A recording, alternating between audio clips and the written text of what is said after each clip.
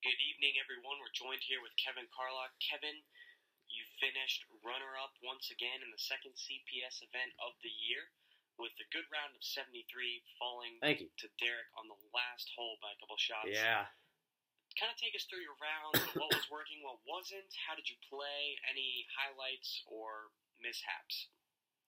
Yeah, today was up and down, but overall I was very pleased with my game. I started off sort of boring, opened up with 5 pars. I genuinely felt like every one of those pars could have been a birdie and wasn't. So those were good pars in the sense that my game was getting a lot better. Then I had a really unfortunate break at the 7th. I made a mess out of the hole, made a double bogey, but instantly rebounded with an ace at the 8th. They gave me this nice plaque, which I'm very excited about. It says hole in one, Kevin Carlock. Here's the ball, 4-iron from 211 yards. So that was a shot that was a lot of fun, and obviously it's always nice when you get a lucky break and it goes in. So after that, my round kind of simmered down. I was even from there on in, but it was tough to come up short to Derrick. That's my second consecutive tournament that I've lost on the last hole.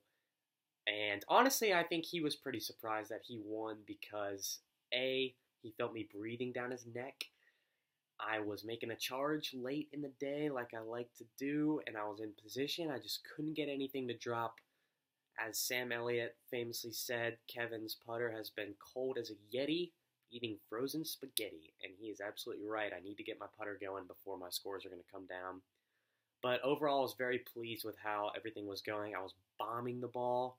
There were some Walmarts being built between my drives and Thomas's drives and Ross's drives and John's drives.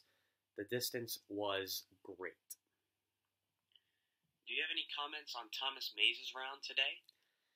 Thomas struggled. Honestly, having to birdie the last 2 holes just to shoot in the 70s really makes me a little bit nervous.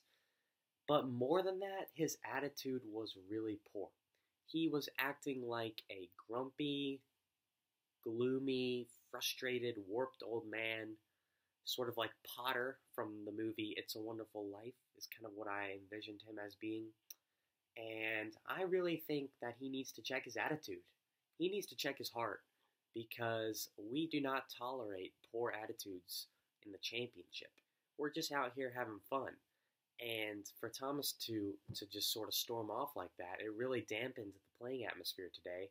And I think it restricted me from making more birdies. So, Thomas, check your attitude and also bring your scores down so you can compete with John and I. All right? Thank you. All right, Kevin, lastly, what are your immediate future plans golf-wise, or what kind of championship preview events do you have coming up? Well, obviously, I intend to keep working on my game. I hope to hit roughly 10 to 12,000 balls tomorrow and Friday. I think there are a couple more CPS events, one-day events, before the biggest CPS event thus far of the year, the CPS Carolinian Amateur, held at Keith Hills Golf Club. It's going to be a great event. We've got a lot of players. It's hosted by Carolina's Golf Association, but it's really a CPS event. That's what it is. I just booked our hotel room a couple days ago. It's going to be $45 per person for 3 nights, 4 days. So we could potentially be murdered next weekend at the Super 8 motel. All right, Kevin, thank you very much for your time. Yeah, anytime. It's a pleasure.